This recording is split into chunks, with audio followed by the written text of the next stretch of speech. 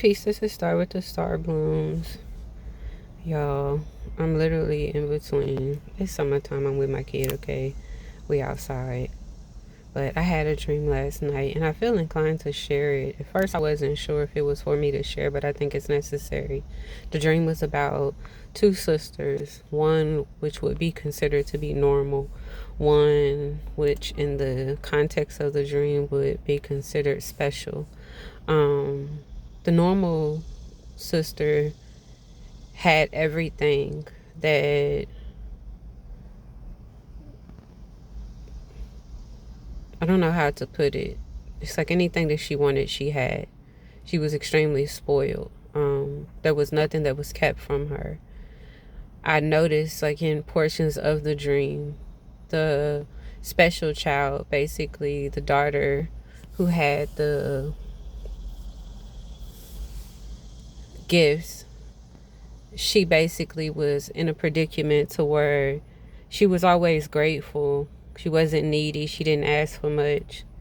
And she only expected things in designated areas, is what they kept on referring to them as, such as like her birthday and events that she had experienced the other sister basically have individualized and seeing her celebrated. And it was always these circumstances to where the rally that kept the debt, that's what they were basically speaking about in the dream, how even though the normal child, a normal daughter supposedly, had everything that she could ask for, she wanted also what was given to the other daughter, and it didn't please her to see the other daughter happy. And the reason why is because the things that the other daughter had were things that couldn't be given, they had to be earned.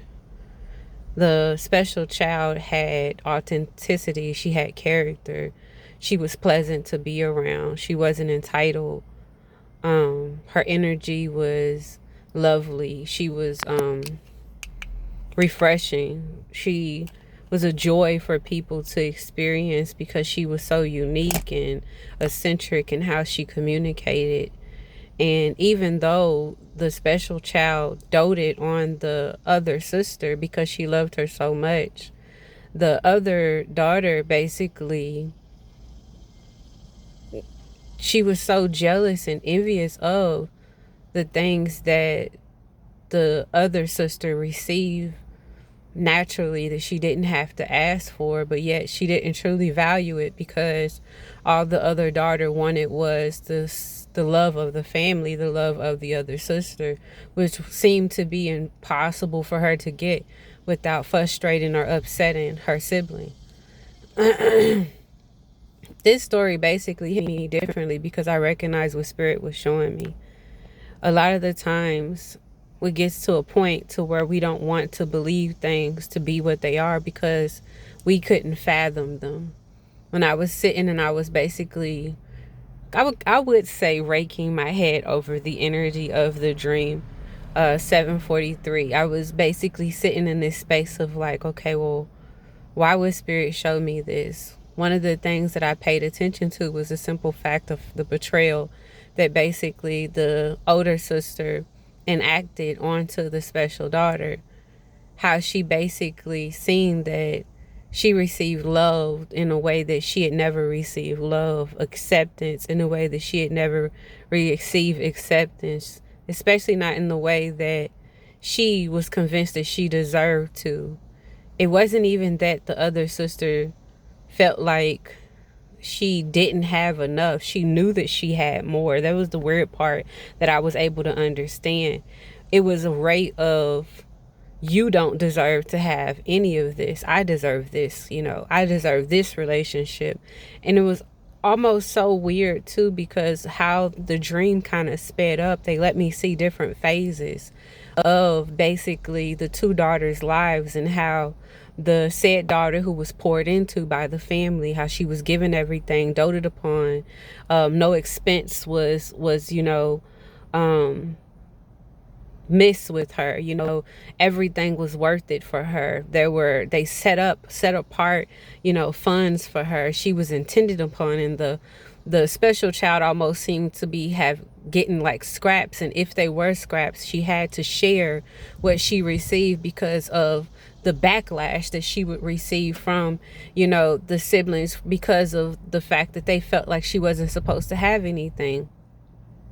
I was so frustrated in the midst to where I recognized that the special child seemed to have basically gotten away from that energy, and she was around people, that seemed to be like-minded, that seemed to love her and be willing to pour into her.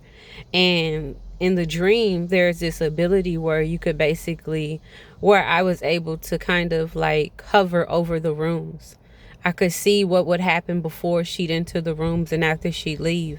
And I recognized that there were so many points in the special child's life, even though she hadn't been afforded all of the things that her other siblings had been given, especially in comparison to the other daughter.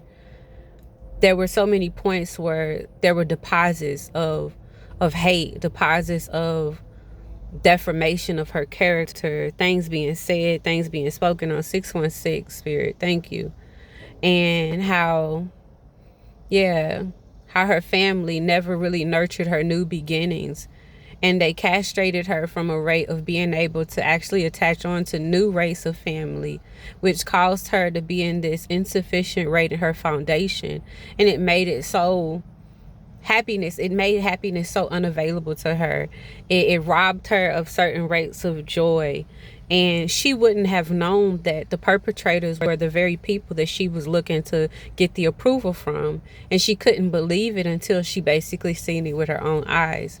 This story I was able to actually understand on a personal level, but I know that it's a story that's basically being played out at a very large rate, in the community, where we basically don't want to see for ourselves, to be in a predicament to where we would have done nothing to earn the free will of others, and in their choosing to so-called go against us or to decide the opposite of what the Most High would have for us, and us not wanting to actually stand in our authority and actually call judgment on the things that we know not to be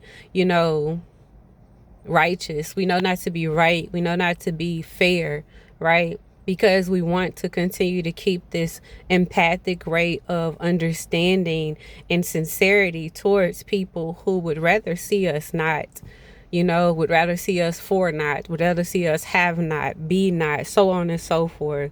What Spirit was really, really getting across to me, and I feel like I want to share it and get across to you all, is that sometimes you may not know why people have chosen to basically move in accordance with the actions that they've made. You still have the right to access and premise, the permission, the pathways to be open to you, to basically find those hot spots and pockets that will nurture you. And don't stop until you get to that point. Don't allow anything that anybody has chosen, any experiences that you have perceived, received, any things that you believe have been set in your foundation, to not be cleared away because of what it is that you truly desire, that to be fair. Quit thinking so less of yourself because of how things may have started out in your life, and recognize in your light and your experience, once you clear away all of those things that have been placed upon you, all of those things that have been projected towards you, right? You get to be at a rate that's really, really neutral and equal to you, and it will reap you sufficient of the things that you truly desire, and you'll get to see your reward. But you just have to be willing to stand up in what you know that you are worthy of having, and that's a fair chance, that's a fair opportunity, and it's not something that's conditioned based off of what other people have decided for you. I hope that y'all take this message back into meditation. For any of those who are out here dealing with rates of basically having to fight the belief of what things should be like, recognize what you desire to be true and go towards making it happen for yourself. I love y'all. Peace.